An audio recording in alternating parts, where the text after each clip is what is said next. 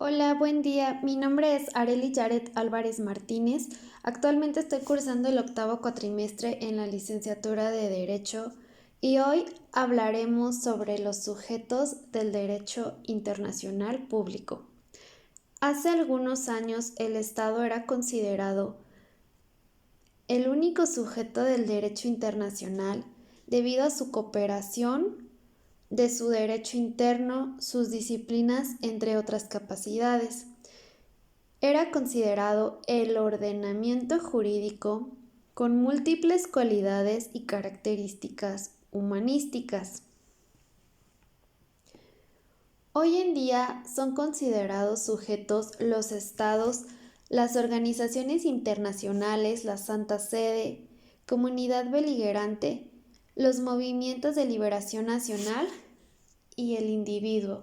Es importante tener en cuenta que el sujeto es denominado como persona física, como sujeto pasivo del derecho internacional público. Esto quiere decir que este sujeto recibe derechos y adquiere obligaciones. Estos sujetos deben cumplir con ciertos atributos que son la capacidad del jus tractamum, el jus legationi y el locus standi. ¿Pero qué significan estos elementos, o más bien atributos? El jus tractamum son las organizaciones internacionales que pueden celebrar acuerdos en función de sus capacidades que son inherentes para concluirlos, sea o no sea enunciada a texto expreso o tácito tal capacidad. El jus legationi son las organizaciones internacionales que lo ejercen en sus dos aspectos, el activo y el pasivo, ya que acreditan representantes ante los gobiernos de los Estados miembros y a su vez reciben representantes acreditados ante ellas por los gobiernos de los estados y aún de otras organizaciones. Y el locus stantibus, es decir, la capacidad de comparecer ante los tribunales, no lo poseen ya que solo lo pueden ejercer los estados. Pueden, sin embargo, solicitar opiniones consultivas de la Corte Internacional de Justicia. Y como consecuencia de los tratados de Westfalia, que pone fin a la Guerra de 30 años, de 1618 a 1646, se crean los estados nacionales y deben de tener estos elementos: territorio, población, gobierno o poder etático, capacidad de entablar relaciones internacionales. Todos los sujetos del derecho internacional actual deben de tener, más bien deben de cumplir con estos elementos para que sean considerados sujetos del derecho internacional público. La mayoría de las lecturas hacen énfasis en el Estado como primer sujeto del derecho internacional, y esto lo explican en una doctrina con dos teorías de cómo surgió el Estado. Y la primera teoría es la declarativa, que postula que el Estado surge a la vida internacional cuando reúne todos los elementos. La segunda teoría es la constitutiva, donde los estados lo son cuando medie un reconocimiento de los demás estados. En esta parte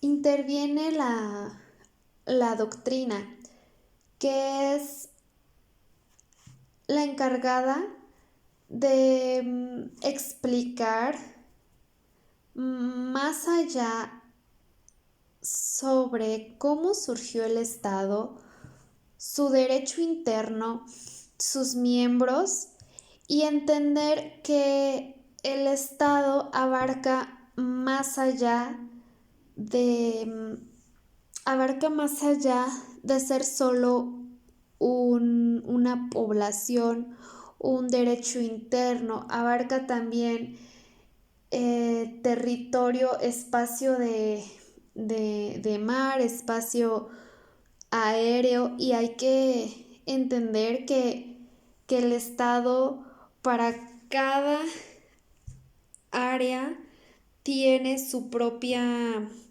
normatividad y tiene que ser respetada por los otros sujetos del derecho internacional público y por otros estados. También se explica qué es qué son los tratados internacionales. Y bueno, los tratados internacionales puedo definirlos como los convenios entre un estado y otro, donde se manifiestan las voluntades del derecho internacional y produce efectos jurídicos, ya sea positivos o negativos, pero la función principal es crear nuevos mandatos, por así decirlo, en beneficio de los estados, y se pueden modificar o producir que se extinga un derecho. Se supone que todo debe ser con concordancia, debe de estar debe de estar en vigor, y debe de estar la aplicación provisional para los efectos de los tratados y la interpretación y la aplicación de ellos mismos.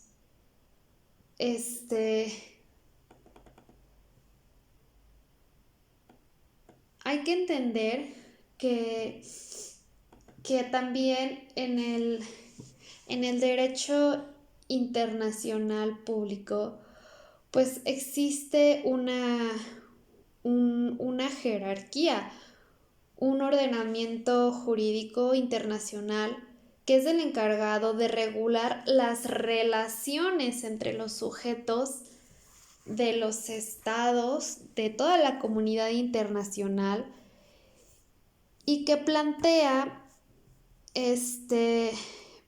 problemas sobre reconocimiento de los límites, la delimitación de los ámbitos de que pertenecen a uno y otros ordenamientos, y el de sus relaciones mutuas.